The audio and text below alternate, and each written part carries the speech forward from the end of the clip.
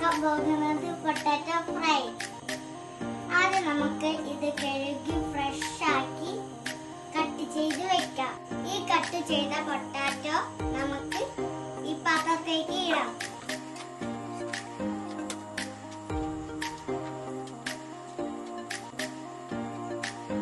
ഇനി നമുക്ക് കുറച്ച് മുളകും പൊടി ഇടാം.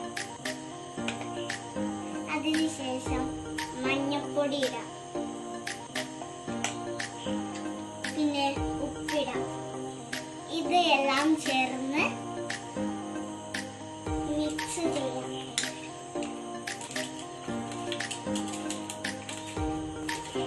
പാൻ വെച്ച് ചൂടായി. നമുക്ക് ഇനി എണ്ണ ഒഴിക്കാം. ഇനി നമുക്ക് കട്ട് ചെയ്ത പൊട്ടാറ്റോ കുറച്ച് ഇടാം.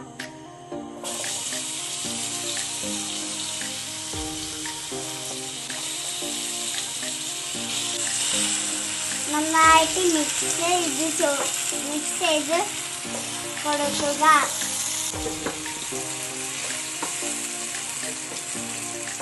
ഇനി നമുക്ക് ഗ്യാസ് ഓഫ് ചെയ്ത് നമുക്ക് ഒരു പാത്രത്തേക്ക് ഇടാം.